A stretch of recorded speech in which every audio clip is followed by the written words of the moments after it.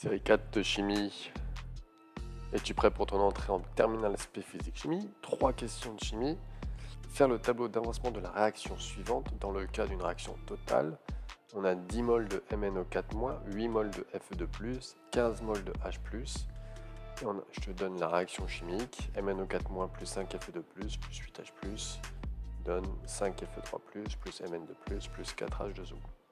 Écrire la réaction de dissolution du FeSO4 3 fois.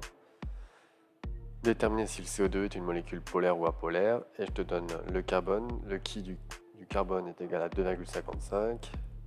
Et l'oxygène, le Ki de l'oxygène est égal à 3,44. On met en pause et on essaye de faire. Correction. Mon super tableau d'avancement. Donc, à savoir faire obligatoirement. Donc, pour chaque réactif, on écrit le nombre de moles initial qu'on a. Donc ici 10, 8 et 15. Les produits, on n'a pas encore formé, mais la H2O, on sait que ce sera en excès. Ensuite, j'ai une consommation de X. Ici, j'ai une consommation de 5X. Consommation de 5X, pourquoi 5? Parce que j'ai 5 Fe2+. Donc le coefficient stoichiométrique est un coefficient de X. Ici, j'en ai 8, donc j'en perds par 8.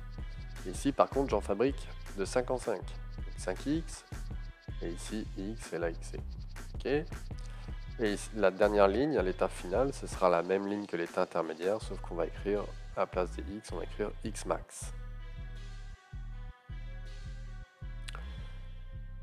Donc, l'équation de dissolution du Fe2SO4 3 fois, j'ai 2 Fe3+, et 3 SO4 de moins.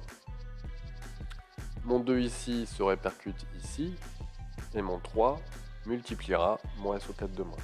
Correction de la troisième question. Donc j'ai mon CO2, on va essayer de savoir si c'est une molécule apolaire ou polaire. Donc l'oxygène est plus électronégatif que le carbone. En regardant les Ki, les deux liaisons covalentes CO d'une molécule de dioxyde de carbone sont polarisées. Okay. Et il en résulte l'apparition de charges partielles sur chaque atome d'oxygène. Donc j'ai delta- sur les atomes d'oxygène. Et une charge partielle 2 sur l'atome de carbone. Donc ici je vais avoir 2 delta+. L'oxygène étant plus électronégatif que le carbone, il sera delta-. Comme la molécule de dioxyde de carbone est linéaire, le moment dipolaire résultant est nul. Le barycentre, le milieu des charges positives G+, est confondu avec le barycentre des charges négatives G-. Donc on retrouve G+, et G- au même endroit. Donc quand on les retrouve au même endroit, ils sont confondus. Et du coup, la molécule est apolaire. Quand G+, et G- ne sont pas au même endroit, c'est une molécule polaire.